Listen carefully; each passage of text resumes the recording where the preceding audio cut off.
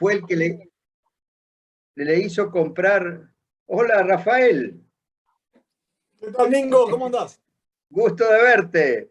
Lo mismo Buen digo. día. ¿Cómo andás, Rafa? Bueno. ¿Qué tal, Emilio? Buen día. ¿Cómo estás? Hola, ¿cómo les va, Rafa? ¿Qué tal, Javier, Miguel? ¿Cómo Buen andan? día, ¿cómo están? Buen día. Hola. Buen día. Hola, Miguel. Y hola, Estamos en Javier. recording, Gusto de verlo. Ojo que estamos, esto está... Estamos en recording. Perfecto. Pero pará, ¿quién empezó quién apretó el recording? Alguien de Susema. No, me parece que alguien en algún momento se conectó, quizás por alguna confusión o algo lo presionó, Si hay una confusión, seguro fui yo. Entonces. Porque ya hay público conectado. Perdón. Bueno. Entonces, pero- alguien apretó por error. Así que orden y progreso, que hay recording. Bueno, sí, cuídense de lo que dicen, porque ya estamos live y ya hay público anotado. Así que, teniendo en Orden cuenta y progreso, but not recording. Teniendo en cuenta que son las 10:13 de la mañana y en el espíritu de comenzar puntualmente y seguir puntualmente, vamos a seguir con la segunda jornada que comienza básicamente con digamos, post-hiperinflación del Plan Austral, y le hemos pedido, antes de comenzar con las exposiciones de los protagonistas, a los que llamamos protagonistas, le hemos pedido a Miguel Kigel, que no requiere mucha presentación y que además también le tocó ser protagonista en su momento en la Secretaría de Finanzas, que nos dé un panorama de los planes de estabilización en situaciones de alta inflación. O sea que vamos a empezar la jornada de hoy con la exposición de Miguel Kigel, y luego vamos a seguir con el cronograma que ustedes ya tienen y que va a seguir hasta el fin del día, en el cual Roberto Cortés Conde va a hacer como una especie de repaso de todo lo que escuchamos. El espíritu es aprender, transformar la experiencia en enseñanza, así que más que lo que le hemos pedido a todos es que más que nos cuenten lo que ya todos sabemos, es lo que no sabemos, es decir, de qué podemos aprender. Así que, without further ado, como dicen en inglés, le voy a pedir a Miguel, que ya está ahí en cámara, le voy a pasar el micrófono a él y damos por comienzo esta segunda sesión de las jornadas. Perdón, Emilio, simplemente para recordarme, ¿cuánto tiempo dirías, crees que más? Tenés aproximadamente 40-45 minutos, así dejamos tiempo para 40 minutos, ponerle para que podamos tener algunas preguntas, etc.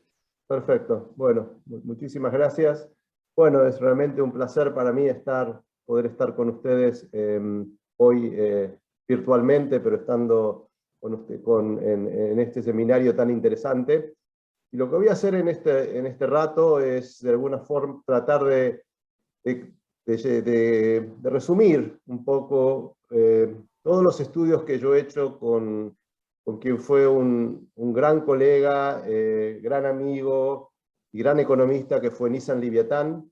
Con él hicimos muchos trabajos, lamentablemente ya no está. Hicimos muchos trabajos juntos sobre estabilización.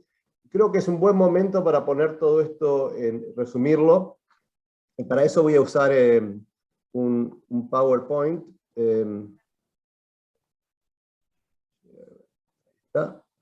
Que creo que ustedes están viendo ahora.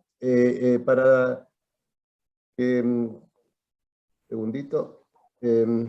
Básicamente para un poco resumir y contar lo que hemos visto. Fundamentalmente lo que voy a hacer para poco poner en orden o ordenar la charla es primero tratar de caracterizar tres tipos distintos de procesos inflacionarios: baja inflación, inflaciones altas crónicas e hiperinflaciones. Tratar de distinguir las diferencias entre cada una de ellas. Nosotros hemos sufrido todas, y dar un panorama de cómo fueron los procesos inflacionarios y cómo han sido los procesos de estabilización, tratando al final de llegar a alguna discusión sobre un poco la situación actual, pero más que nada en perspectiva de lo que nosotros sabemos. y lo que hemos aprendido en todos estos años. En líneas generales, yo creo que es importante distinguir cuando uno habla de estabilización, lo que son las inflaciones bajas, o sea, inflaciones de un dígito, que lamentablemente Argentina ha tenido poco de eso, que creo que es lo que estudia la literatura en general. O sea, en el mundo, cuando uno abre un libro de texto, en general está pensando en esta inflación baja, donde están los instrumentos más tradicionales, tasa de interés, política monetaria, etc. Segundo, creo que hay que también distinguir lo que son picos inflacionarios que no tienen nada que ver con lo que es un proceso inflacionario. O sea, una devaluación, una suba de tarifas, puede llevar a un brote inflacionario, pero si la economía está estable, eso baja rápidamente y no es un proceso inflacionario en serio. Y creo que esto hay que distinguirlo bastante, pero muchas veces se lo confunde. Tercer punto que me parece interesante, creo que es lo más interesante en el caso argentino y lo que hemos sufrido a lo largo de 60 años, son las inflaciones crónicas, o sea, esas inflaciones que pueden ser moderadas del 30, 40%, pueden ser muy altas de 300, 200%, pero tienen muchos elementos en común, y el principal es que hay una alta inercia inflacionaria, mucha rigidez hacia que la inflación baje, muy indexadas, y que probablemente son las inflaciones más difíciles de bajar, y para la cual la literatura que habla de las inflaciones bajas no nos sirve demasiado, y queda un poco ahí boyando, digamos.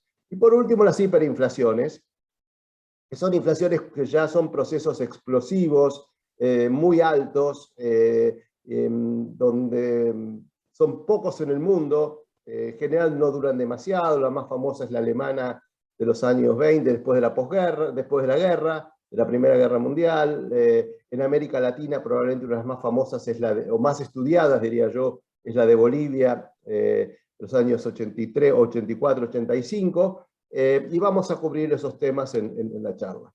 Primero, me gustaría hablar de lo que son inflaciones bajas, que es el caso más común. Estamos inflaciones de básicamente un dígito, que estemos por ahí.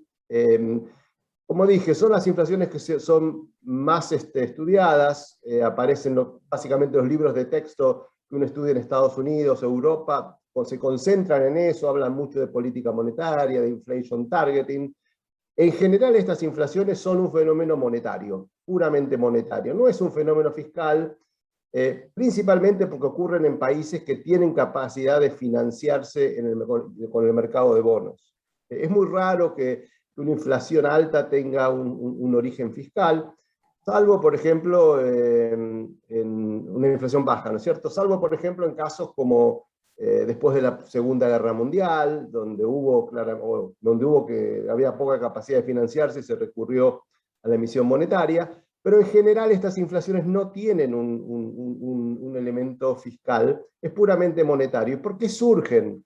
Bueno, surgen porque la política monetaria en el mundo no tiene como objetivo principal financiar al déficit fiscal.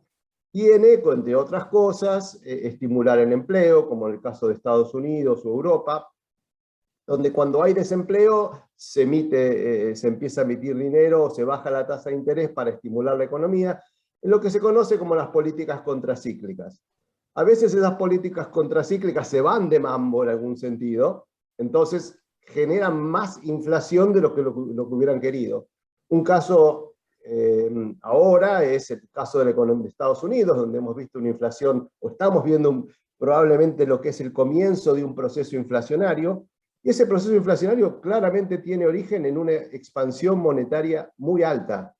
Hay otros elementos, por supuesto, hay elementos de oferta, sabemos que estamos con un problema que surge del COVID, pero hubo una emisión monetaria feroz. Hoy, si ustedes miran, la emisión monetaria superó el 25% el año pasado, y eso es lo que genera la inflación. O sea, en general, en estos países la inflación es un fenómeno puramente monetario. El Banco Central es el principal actor o el principal causante de dicha inflación. En general surge o por errores de apreciación, como puede haber pasado en los años 70, en Estados Unidos, cuando vinieron los shocks, bueno, en general el mundo, cuando vinieron los shocks petroleros de los OPEP, y en ese caso, digamos, los países optaron por acomodar esos aumentos de precios y después tuvieron que recurrir a una política monetaria muy dura, nuevamente política monetaria, para bajar esa inflación. Entonces, creo que tiene un origen claramente monetario.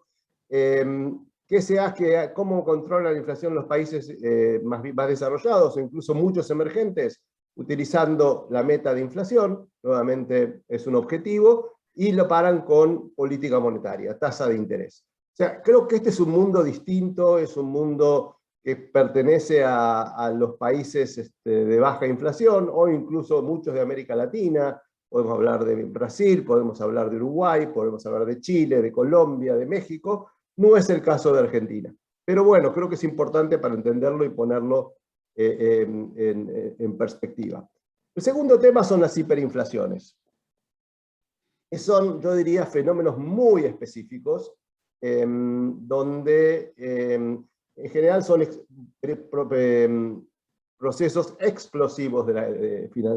Explosivos. Yo cuando escucho hablar que en Argentina se viene una hiperinflación, digo, ojo, que todavía falta mucho para eso. Siempre se puede llegar, porque Argentina siempre logra romper con todo, pero digamos, estamos bastante lejos. En general, una hiperinflación está asociada, sí, a un déficit fiscal. O sea, ahí sí hay una relación muy directa en general entre cantidad de dinero y déficit fiscal, emisión monetaria y déficit fiscal. Eso pasó en Alemania en los años 20, donde había un déficit fiscal enorme y todo financiado por dinero. O sea, ahí cuando miran los números de señoriaje, que es la emisión monetaria que se usa para financiar el déficit fiscal, estaba probablemente entre cerca del 8 y el 10%, lo mismo pasó en Bolivia. En general, digamos, lo que tienen las hiperinflaciones es que son procesos en los cuales la causa es muy clara. Es déficit fiscal financiado con emisión monetaria. Eso es en general en casi todos los casos.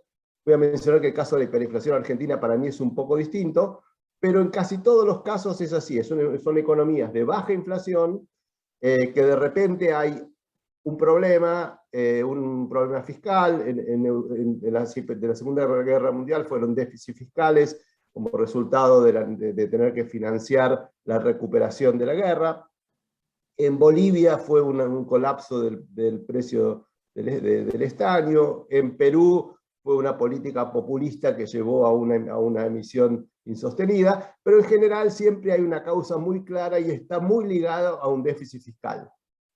Por otro lado, digamos, lo que pasa en este tipo de inflaciones es que son insostenibles porque el producto colapsa, hay una demanda tremenda por estabilidad, o sea, la gente no puede vivir con una hiperinflación, de repente se vuelve insostenible, y bueno, y eso es lo que eventualmente genera lo que va a ser la posibilidad de la estabilidad. Algunas características que son importantes de la hiperinflación, que hacen distinta y de mucho más sencillo bajar la inflación, es el hecho de que desaparece la inercia inflacionaria. O sea, cuando uno tiene inflaciones de 50, 60, 70, 80% por mes, 12.000, 13.000, 15.000% por año, entonces la inercia inflacionaria no existe, ¿no? ¿Cómo voy a indexar? Está todo básicamente, se sincronizan los precios. De alguna forma, ese elemento que hace tan difícil bajar la inflación en países de inflación crónica, desaparecen con la hiper. En general las economías, es como una economía de libro de texto de precios flexibles. Desaparece esa inercia, todo es casi inmediato, los precios se van fijando minuto a minuto, diría yo. Se parece mucho a la economía libre de texto, y en general las economías estas se dolarizan, porque al no haber, al ocurrir que la moneda local pierde totalmente su valor, entonces la gente corre directamente al dólar, y la economía se dolariza, los precios están expresados en dólares, aunque se puede pagar en pesos, pero están expresados en dólar, y eso hace que el proceso de estabilización sea más fácil. En el caso acá, esta es una tabla de un paper de Jeffrey Sachs, un paper de hace mucho tiempo, pero lo que es interesante para mostrar en esta tabla, yo creo, es que cómo subió el señoreaje. A ver si puedo poner acá el marcador. Como, digamos, en el caso de Bolivia, por ejemplo, el señoreaje era un país de baja inflación, que de repente el señoreaje pasa de 3% por año a niveles de 12, 15, que son insostenibles, y ese nivel de señoreaje solamente se puede financiar con una emisión enorme, que fue lo que ocurrió en Bolivia, asociado con un déficit fiscal enorme, y eso explica básicamente el proceso inflacionario. O sea, este es un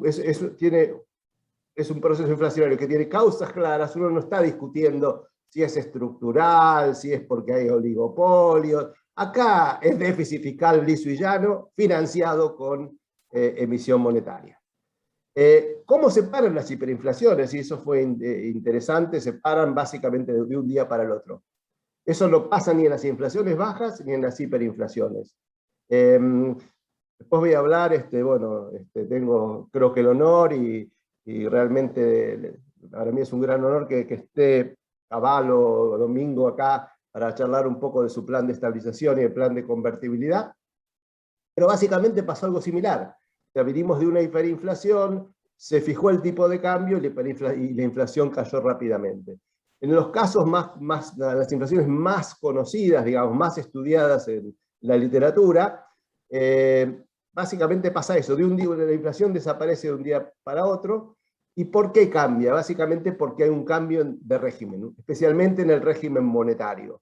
Se hace un proceso de estabilización, como las causas son claras, es emisión monetaria y déficit fiscal. Si uno ataca el déficit fiscal y uno ataca la emisión monetaria, la inflación para de un día para el otro. En general también hay que estabilizar o fijar el tipo de cambio, porque eso actúa como ancla que afecta las expectativas de la economía. O sea, el tipo de cambio, la estabilización del tipo de cambio jugó un rol central en todo lo que han sido los procesos de bajar las hiperinflaciones.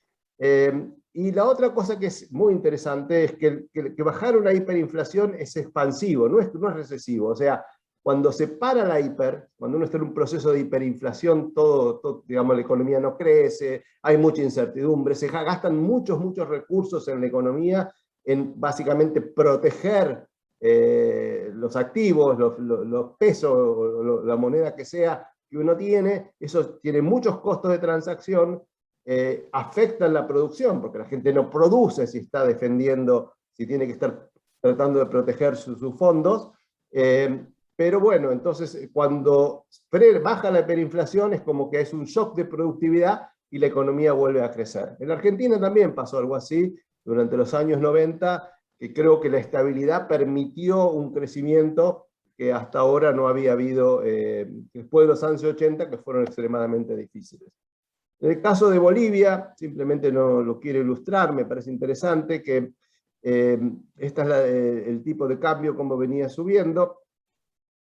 Esta es la variación semanal del tipo de cambio. El tipo de cambio se venía depreciando más del 10% por semana. Fíjense cómo la inflación seguía y el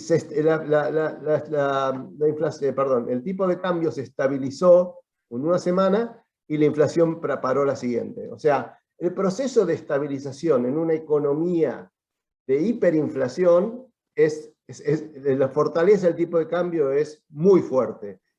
Yo creo que en el caso de inflaciones moderadas, como el caso de Argentina, digo moderadas, aunque 50% no suena moderada, pero por lo menos crónicas y con mucha inercia, no es lo mismo. Si mañana se estabilizara el tipo de cambio en la Argentina, la inflación no bajaría así, no se frenaría de esta forma, porque hay mucha inercia, mucha indexación, que en el caso de la hiperinflación desaparece. O sea, la hiperinflación es un fenómeno muy interesante desde el punto de vista de cómo funciona, de cómo es la dinámica de precios y cuál es la estrategia de estabilización. En general, requiere un cambio de régimen, requiere claramente muchas señales monetarias, y de alguna forma eso ocurrió también en la Argentina. Yo creo que distintos son los casos, y es el caso probablemente de Argentina de los últimos 60 años, en promedio, no digo, hemos tenido periodos de hiper, y hemos tenido un periodo de estabilidad que me parece muy importante, que es el periodo de la convertibilidad. de la cual me gustaría hacer unas reflexiones al final, es claramente diferente. O sea, la inflación crónica es una inflación que se diferencia mucho, especialmente si uno la contrasta con la hiperinflación. O sea, en el común de la gente, la hiper y una crónica, una inflación del 50%, del 100%, es lo mismo que una inflación del 12.000% anual. La respuesta es no. No es lo mismo, son diferentes monstruos, si quieren, y requieren distintos elementos para combatirla, y eso es un poco lo que estudiamos tanto con mi amigo, ex amigo, porque falleció, Nissan Liviatán. Primer tema es que no tienen causas claras, sobre todo lo que son los cambios en la inflación. O sea, los procesos inflacionarios de alguna forma están, no sé si corrompidos, cuál es la palabra, pero no es un caso de, donde uno puede ver claramente, no es un clean caso, no es un caso limpio, un caso transparente de cómo es el proceso inflacionario. Por ejemplo, la inflación puede subir sin déficit fiscal. O sea, ¿por qué sube sin déficit fiscal? Y bueno, porque hay un shock externo. Ese shock externo que sube los precios de las commodities. De repente el Banco Central tiene que decidir si lo acomoda o si lo combate. Muchas veces lo acomoda. Con la indexación, ese shock que puede ser temporario se vuelve permanente. Y de repente la inflación subió sin cambio en el déficit fiscal. O sea, cambios en la inflación, no digo que el proceso inflacionario no puede tener un origen en la parte fiscal, pero no todos los cambios, no todas las subas de la inflación están explicadas por aumento en el déficit fiscal. Se puede llegar, el caso, o sea, la inflación se puede hasta duplicar sin que hubiera un cambio importante en el déficit fiscal. Y hay muchos casos, los casos que nosotros hemos mirado en nuestros estudios, los casos de Brasil y de Israel, durante los años 70, cuando vinieron los shocks petroleros. Vino el shock petrolero en Brasil y en Israel, hubo un shock, hubo una devaluación, y de repente la inflación pasó de 20 a 40% sin ningún cambio en el déficit fiscal. O sea, de repente el proceso inflacionario es mucho más complejo.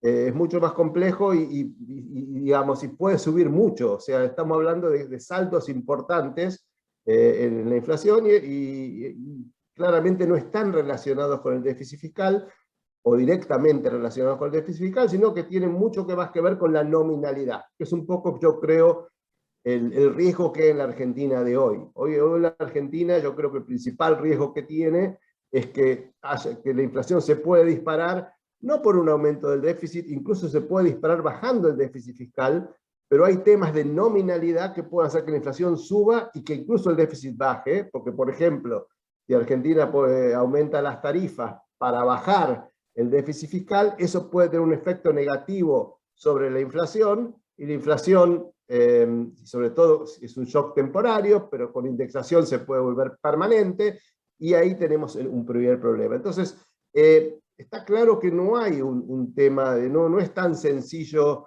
de combatir. Segundo, el proceso de inflación, la inflación se vuelve tolerable, digamos, de alguna manera. No es algo que la gente quiere, pero con la cual la gente aprende a convivir. O sea, ¿por qué? Porque todo se indexa. Los bonos se indexan. Imagínense si la inflación en Estados Unidos, que ahora está en el 6%, lo que está haciendo para lo que implica para la gente que ha invertido en renta fija, en bonos, o los que tienen pensiones que no se indexan. De repente se generan problemas serios de redistribución de ingresos y de riqueza, ¿no es cierto? Y por otro lado, es un proceso en el cual la inflación no se desboca fácilmente. O sea, no es que se pasa de 50% a hiperinflación de un día para el otro. Son procesos bastante largos, digamos, pasar de un estadio al otro en general no es un tema que pasa fácilmente. Y lo que está claro es que en este tipo de inflaciones altas o moderadas, crónicas más que nada, hay un proceso de inercia inflacionario muy complejo, es muy fuerte la inercia, ya sea por indexación o simplemente por expectativas. La gente ya tiende a, sobre todo cuando las expectativas son adaptativas y la autoridad monetaria, el Banco Central, no puede convencer a la gente de que no es así, lleva mucho tiempo dar la vuelta.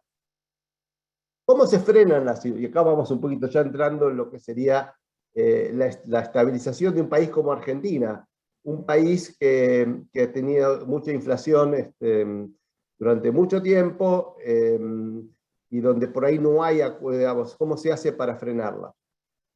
Primero hay claramente un proceso de estabilización, es complejo porque no hay un acuerdo sobre el diagnóstico. Algunos hablan del tipo de cambio, otros hablan del déficit fiscal, hay incluso quienes hablan de procesos estructurales de la economía, como estamos escuchando ahora, de oligopolios, que difícilmente pueden explicar por qué hay inflación, pueden explicar por qué ciertos sectores pueden tener precios más altos, pero bueno, hay toda una discusión en ese sentido y no hay acuerdo que el problema es monetario, no hay acuerdo que es fiscal o cuasi fiscal en el caso de que haya deuda del Banco Central. Entonces el primer tema es que no suele haber acuerdo en cómo frenarlo. Segundo, y que tal vez también muy importante, es que hay todo un tema de inercia inflacionaria que hacen que estos programas lleven mucho tiempo frenarlos. O sea, nadie espera que la inflación pueda ser frenada de un día para el otro. La indexación, o sea, ¿por qué? Porque lleva tiempo generar credibilidad, y lo que ha pasado muchas veces en la Argentina es que generalmente la credibilidad perdió contra la inercia. O sea, es como un círculo vicioso, donde el hecho de no poder mostrar resultados rápido hace que el proceso inflacionario, el proceso de estabilización al final fracase. Porque si uno establece un programa de estabilización y después de un año y medio, los resultados son magros y no ha podido convencer a la gente de que efectivamente este es un proceso que va a bajar la inflación, al final, digamos, si la inflación sigue,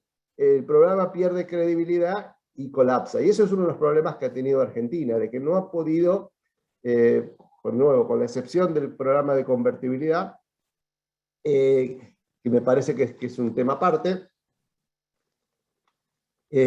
poder mostrar realmente que había un programa que podía bajar la inflación, ¿cierto? Y lo que también es importante cuando se frena una inflación crónica es, yo creo que está basada en dos temas, ¿no es cierto? Una inflación crónica, un programa de estabilización, incluso en una inflación crónica, tiene que tener dos componentes esenciales. Por un lado, tiene que estar todo el componente ortodoxo, lo normal, digamos, lo que hace falta. Hay que remover todo lo que son causas que la gente entiende que son como de inflación. Hay que eliminar el déficit fiscal, hay que eliminar el hecho de que el Banco Central tiene que financiar el Tesoro, si es posible también conseguir apoyo externo, dólares, eso ayuda también a construir la estabilidad. Pero básicamente lo que es muy importante, o sea, eso es una parte central que yo creo que no se puede despreciar. O sea, claramente eso tiene que estar, tiene que haber una base, digamos, de fundamentals que hagan que el programa sea viable. Incluso en una inflación del 50, el 60%, tiene que haber una política fiscal coherente, una política monetaria clara y basada un poco en la realidad de cada momento. Y a eso hay que acompañarlo con el ancla nominal. Y acá hay básicamente tres tipos de anclas, por lo que yo entiendo. Una es el tipo de cambio, ¿okay? Que creo que en la Argentina históricamente ha sido el ancla más fuerte. Si bien ha tenido problemas, ha sido el ancla más fuerte. Segundo puede ser la cantidad de dinero, que se ha usado pocas veces en la Argentina.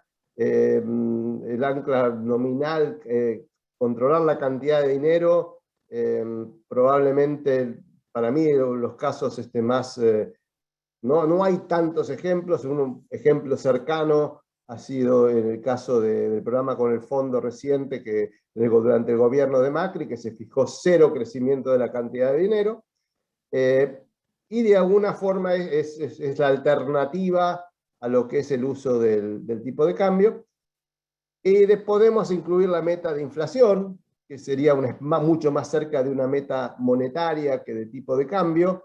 En general las metas de inflación funcionan con tipo de cambio flotante, o sea, tipo de cambio, cantidad de dinero, una meta de inflación, que es un híbrido, digamos, que generalmente se usa la tasa de interés, y luego tenemos lo que serían las políticas de ingresos, que también son un componente que se le agregan a las otras alternativas.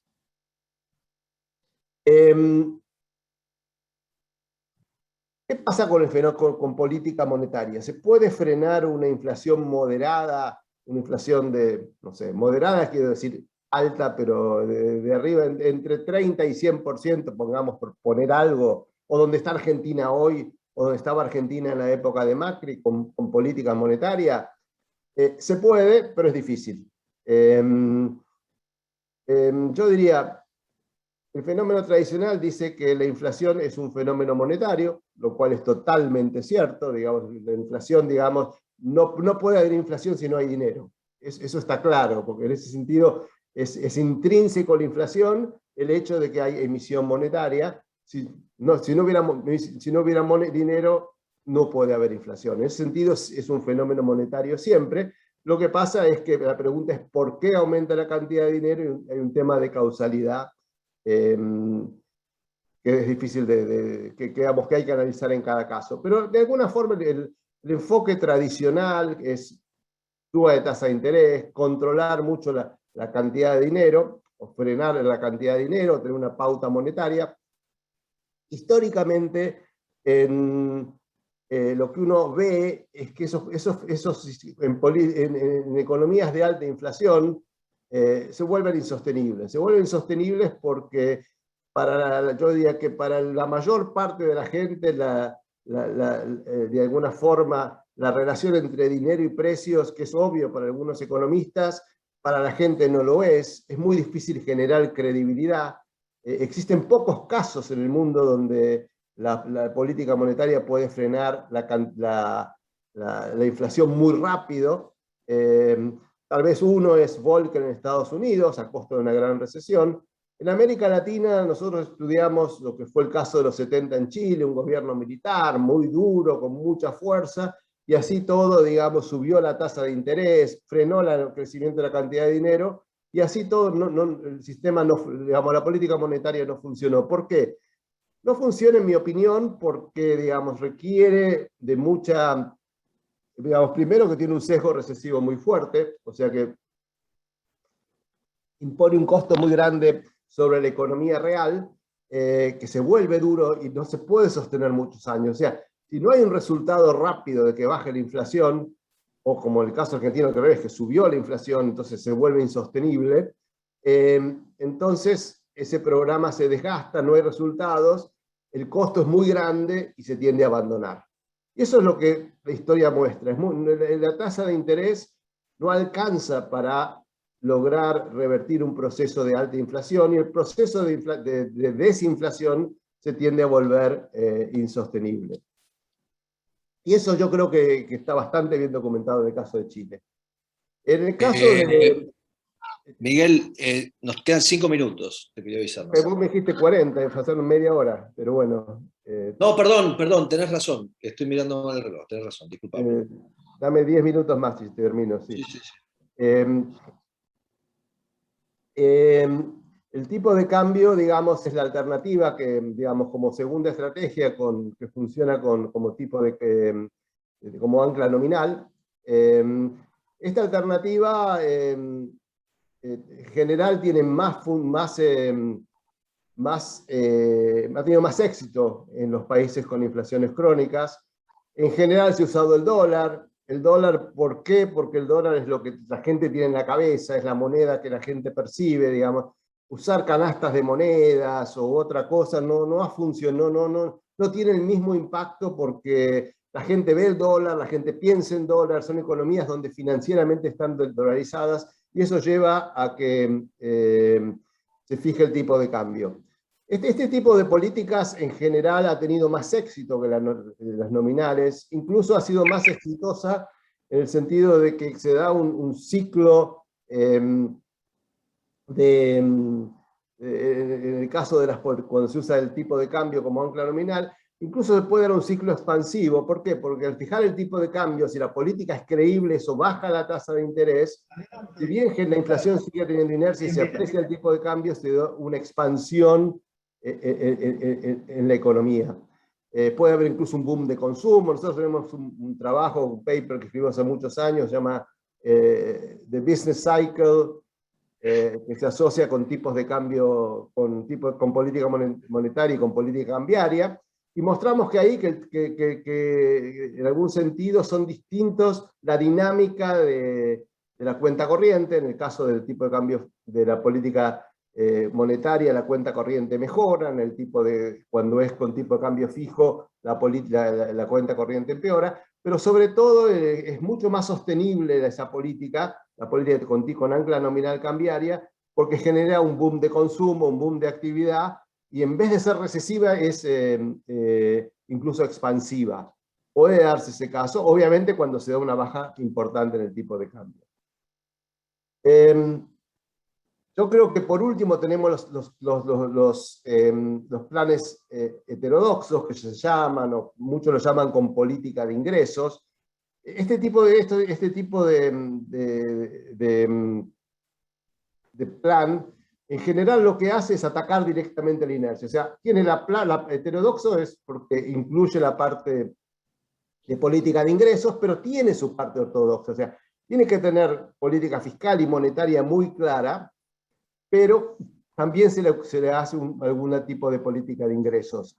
En general, este tipo de planes muchas veces no son creíbles porque la gente no cree en los controles de precios, pero de cualquier forma han funcionado muchas veces. Israel, en el año 85, frenó una inflación crónica alta utilizando políticas de ingresos. Argentina lo hizo con el Plan Austral, que ya se ha discutido, pero que el Plan Austral creo que en su momento tuvo un éxito, fue exitoso en el corto plazo. No se pudo sostener porque la política fiscal no era sostenible, porque Argentina estaba en default, porque había muchos problemas que la hacían difícil de sostener, pero digamos, creo que es una alternativa que probablemente políticas en economías